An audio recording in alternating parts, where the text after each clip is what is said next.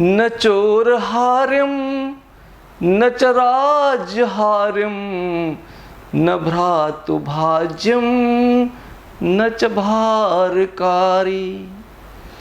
व्यये कृते वर्धते यौवनित्यं विद्याधनं सर्वधनं प्रधानम। यह श्लोक मैंने कहीं 7वीं या 8वीं क्लास में पढ़ा था और ये कहता है कि विद्या रूपी धन सर्व प्रधान है। सबसे श्रेष्ठ क्या है? विद्या। और विद्या सबसे श्रेष्ठ है क्यों? ये समझने के लिए ये जानना होगा कि मनुष्य का जीवन चलता कैसे है। मनुष्य के जीवन में 3 शक्तियों का उपयोग होता है। 3 शक्तियां हैं तो जीवन बड़े आराम से चलेगा। और वो शक्तियां कौन सी हैं? ऐं ह्रीं क्लीं। विद्या, धन और बाहुबल। और इस मंत्र का मैं वर्णन कर रहा था, बता रहा था, तो किसी ने मुझसे पूछा कि संस्कृत विद्या में तो चाहे रामः गच्छति कहिए चाहे गच्छति रामः कहिए, अर्थ नहीं बदलता है। संस्कृत का व्याकरण इतना खूबसूरत है, पर आप इसको क्लींग रिंग ऐंग क्यों नहीं कर देते? ऐंग रिंग क्लींग ही को रखते हैं। तो मैं ये कहना चाहूंगा कि मंत्र की कोई भाषा नहीं है। मंत्र तो संस्कृत में लिखे गए क्योंकि संस्कृत उस समय की प्रचलित भाषा थी, पर मंत्र वाइब्रेशंस, तरंगों पर आधारित हैं। और ये मंत्र की रचना इसलिए की गई कि पहले आपके पास ज्ञान आए, और वही व्यवस्था है आज। पहले बच्चा पैदा होता है, उसको हम स्कूल भेजते हैं, ज्ञान प्राप्त कर ले, फिर उस ज्ञान से नौकरी करता है, ऋण धन प्राप्त करता है, और जहां जरूरत होती है वहां बाहुबल का उपयोग करता है, अपनी ताकत का भी उपयोग करता है, और इस प्रकार से उसका समस्त जीवन चलता है। अगर उल्टा हो जाए तो आप देवता से राक्षस बन जाएंगे। कैसे? ज्ञान पहले आया, उससे धन कमाया और बाहुबल का यदा कदा उपयोग किया तो आप देवता हैं। बाहुबल पहले आ गया, ज्ञान तो है नहीं, रोटी खानी है तो क्या करोगे? किसी की छीन लोगे, ताकत तो है ही, छीन लोगे, और छीनते छीनते आप बहुत छीन लोगे, बड़ा हो जाएगा, तो क्या करोगे? अकाउंटेंट रखोगे, उसको मैनेज भी तो करना है धन को। तो अगर आपने ये कार्य किया तो वो आप राक्षस हो गए। क्लींग रिंग ऐंग मनुष्य को राक्षस, और ऐंग रिंग क्लींग मनुष्य को देवता बनाता है। तो 3 ही ऐसी ऊर्जाएं हैं जिसके द्वारा मानव जीवन संचालित होता है। अब 2 के बारे में तो आज आपने प्रश्न नहीं किया, इसलिए मैं धन और बाहुबल का स्पर्श नहीं करता हूं। विद्या किसे कहते हैं और विद्या क्या है, कितने प्रकार की है, और किस प्रकार हम उसका उपयोग कर सकते हैं, इस पर बात करेंगे। विद्या 3 प्रकार की है।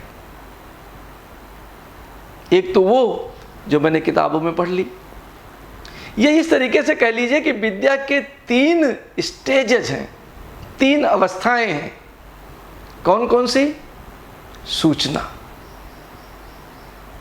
सूचना और ज्ञान, विद्वता। ये 3 जो है वो विद्या की अवस्थाएं हैं, ज्ञान की अवस्थाएं हैं। सूचना एवं प्रसारण मंत्रालय बना हुआ है, ज्ञान मंत्रालय नहीं बन पाया, पर सूचना एवं प्रसारण मंत्रालय है। क्यों? क्योंकि सूचना विद्या की प्रथम अवस्था है। आपके माँ ने कहा आ कहिए, आपने आ कह दिया, वो सूचना थी। आपने जनगण मंगलदायक पढ़ लिया, आप राष्ट्रगान गाने लगे, क्या है? सूचना है। आप पुस्तकों से पढ़ने लगे, क्या है? सूचना है। इतिहास, भूगोल जो भी हमने पढ़ा है वो सब सूचना है। जिस चीज को आपने पढ़ करके, सुन करके अपने जीवन में रख लिया है, अपने मन मस्तिष्क में स्टोर कर लिया है, वो सूचना है। फिर सूचना विद्वता कब बनती है? तब जब आप इस सूचना का अपने जीवन में उपयोग करते हैं। सूचना थ्योरी है और विद्वता थ्योरी और प्रैक्टिकल साथ साथ में है। तो जिस सूचना को आपने अपने पिताजी से ग्रहण किया कि भाई जो ड्राइविंग है वो हमेशा बाईं ओर चलाई जाती है, बाएं चलिए, बाएं चलिए जब तक था तब तक ये सूचना थी। जब आपने स्टीयरिंग अपने हाथ में पकड़ा और बाएं चलने लगे तो वो विद्वता हो गई। तो वो ज्ञान की दूसरी अवस्था है। तीसरी अवस्था ज्ञान की क्या है? जिसका मस्तिष्क से कुछ लेना देना ही नहीं है। सूचना और विद्वता तो मस्तिष्क में से आती है, और मानव मस्तिष्क क्या है? इसमें कोई अपनी योग्यता नहीं है। आप तमिल नहीं बोल सकते। क्यों? क्योंकि किसी ने आपको तमिल सिखाया नहीं। आपको अगर कुछ सिखाया न जाए तो आपका मन मस्तिष्क जो है वो किसी काम का नहीं है। और 5 गुरु हमें शिक्षा देते हैं। गुरुओं का बड़ा महत्व रहा है, और मानव जीवन में 5 गुरु हैं जो विद्या प्रदान करते हैं, और वो 5 गुरु हैं माता, पिता, आपका अड़ोस पड़ोस, सराउंडिंग, अध्यापक और आध्यात्मिक गुरु। इन 5 के अतिरिक्त छठी जगह से आपको विद्या प्राप्त नहीं हो सकती। इन्हीं 5 जगहों से हो सकती है। और इन 5 जगहों में 4 गुरु तो आपको सिखाते हैं, लर्न कराते हैं, लर्निंग। और 5वां गुरु जो आध्यात्मिक गुरु है वो आपको अनलर्निंग सिखाता है। जो सीखा है उसे भूल जाइए, वो सिखाता है। इस प्रकार से मनुष्य का जीवन चलता है। और जो विद्या है, जो ज्ञान है, वो ऐंग से उत्पन्न होता है। ऐंग एक ध्वनि तरंग है, उससे ज्ञान की उत्पत्ति होती है। कहाँ होती है? मूलाधार में। और ऐंग का अर्थ क्या है? आ, जो सब में निहित है फिर भी नहीं है।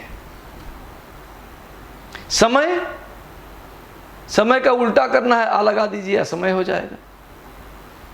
विद्या का उल्टा करना है, आ लगा दीजिए, अविद्या हो जाएगा। जिसको आपको कहना है कि नहीं है, उसमें आ लगा दीजिए। और ऐंग शब्द जो है वो आ से ही तो बना है। आ, ई, अंग। ऐसे ज्ञान जो सब कुछ मिटा दे, सब कुछ समाप्त कर दे, और एक दिन मैं बैठा था, योग और ध्यान करता रहता हूँ कभी कभी, तो एक मेरे मित्र आए, बोले यार 25 साल से यही कर रहे हो, क्या मिला तुमको? तो मैंने बोला मिला तो भैया कुछ नहीं। तो बोला फिर पागल आदमी करते क्यों हो? मैंने सोचा बात तो भैया की सही है, मुझे मिला तो कुछ नहीं, उल्टा मैंने गंवा दिया। तो मैंने उनको बोला भैया ऐसा है कि मैं कुछ प्राप्त करने के लिए ध्यान नहीं करता हूं, योग भी मैं कुछ प्राप्त करने के लिए नहीं करता हूं। तो पूछा फिर करते क्यों हो? मैंने बोला कुछ खोने के लिए। अजीब पागल आदमी हो कहते हैं। पर आपने ये नहीं पूछा मैंने खोया क्या, मैंने गंवा क्या दिया? क्रोध, चिंता। और मेरे पिताजी को चिंता होती है, मुझे नहीं होती। बोलते थे कैसे बेटी की शादी होगी, मुझे चिंता ही नहीं थी। कई बार कहते हैं तुम तो इतने ये ऐसे आदमी हो केयरलेस कि सब कोई लूट करके चला जाएगा, तुम्हारे पास कुछ बचेगा ही नहीं। तो मैं अपने पिताजी को बोलता हूं मेरे पास वो धन है जो लूटा नहीं जा सकता। और तब मुझे इस श्लोक का याद आ जाता है। और ये श्लोक क्या कहता है? विद्याधनम सर्वधनम प्रधानम। विद्याधन सर्वश्रेष्ठ है। और क्यों श्रेष्ठ है? न चोर हार्यम, चोर इसे चुरा नहीं सकता। चैन तो खींच के ले जा सकता है, लेकिन मन मस्तिष्क में जो ज्ञान भरा हुआ है, जिसका उपयोग कर आप कहीं पर भी अपना गुजारा कर सकते हैं, वो चोर नहीं चुरा सकता। न राजहार्यम, धन है तो राजा आएंगे, इनकम टैक्स डिपार्टमेंट के लोग आएंगे, लेकर के चले जाएंगे। न राजहार्यम, राजा इस पर टैक्स नहीं लगा सकता। न भ्रातुभाज्यम, और पिताजी मेरे भाई इसे बांट भी नहीं सकते। न, और दूसरी बात है, मेरी पत्नी जेब में से हमेशा पैसे निकाल लेती है, देती नहीं, पर मेरे दिमाग में से वो ज्ञान कभी नहीं निकाल पाती, वो हमेशा मेरे पास ही रहता है। और पिताजी आपकी जो चिंता है, जिस व्यथा में आप हैं कि सारा खर्च हो जाएगा, तो व्यये कृते वर्धते यव नित्यम, रोज खर्च करिए, रोज बढ़ जाता है। रोज खर्च करिए, रोज बढ़ जाता है। खर्च करने से घटता नहीं। एक ही धन है जो खर्च करने से नहीं घटता। बाहुबल भी है, 5 फावड़ा चलाओ तो थकान लगती है, बल खर्च होता है। धन है, जेब में जितना है, 1 रुपये घट गया तो घट ही गया। पर विद्या धन है, आपने किसी को सिखा दिया, आपको गणित का एक फार्मूला आता है, d/dx of x to the power n is equal to n x to the power n minus 1। आप किसी को सिखाएंगे तो आपका कंसेप्ट और अच्छा हो जाएगा। खर्च करने से जो बढ़ता है उसी को विद्याधन कहते हैं। और विद्याधन सभी धनों में प्रधान धन है। और जो असली ज्ञान है, 3 स्टेजेस मैंने आपसे कहा। पहली स्टेज सूचना, दूसरी विद्युता और तीसरा ज्ञान। जो तीसरी स्टेज है वो आपका सब कुछ हर लेती है, सब दुख, सब कष्ट, सुख भी। आप जो हैं वो अद्वैत अवस्था में चले जाते हैं, द्वैतता समाप्त हो जाती है। और वो जो ज्ञान की प्राप्ति है वो मन मस्तिष्क से नहीं होती। उसके लिए आपको अपनी आध्यात्मिक यात्रा को मस्तिष्क से परे ले जाना पड़ता है, जहां दिमाग समाप्त हो जाए। दिमाग क्या है? जो मन है, जो जिसे हम माइंड कहते हैं, आप पैदा होते तो एक्टिव नहीं होता है। बच्चा पैदा होता है, उसका दिमाग कार्य नहीं करता। मरता है मनुष्य तो भी दिमाग कार्य नहीं करता, शरीर वही है, पर एक्टिव अवस्था में नहीं होता। पहली सांस से आखिरी सांस तक मनुष्य का दिमाग कार्यरत रहता है। तो मैं जो हूं वो इस शरीर से अलग हूं,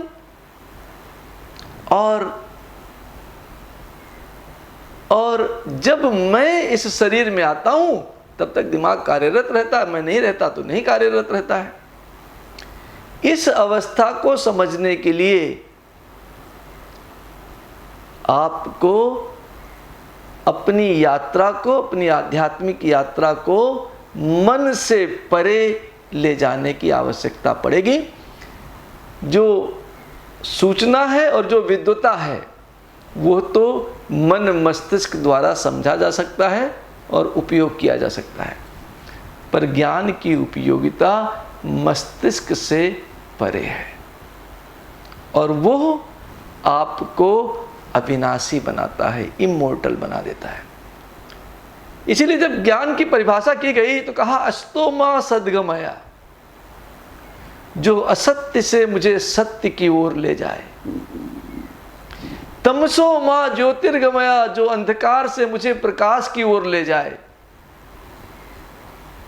और मृत्योर मां अमृतम गमया, जो मुझे मृत्यु से अमरत्व की ओर ले जाए, वही ज्ञान है। सूचना और विद्वता वो नहीं है। ज्ञान वो है जो हमें असत्य से सत्य की ओर, अंधकार से प्रकाश की ओर और मृत्यु से अमरत्व की ओर ले जाए। मैं उम्मीद करता हूं कि हमारे और आपके जीवन में इस ज्ञान की प्राप्ति हो जो हमें मृत्यु से अमरत्व की ओर ले जा करके अमरता प्रदान कर सके। धन्यवाद, आभार।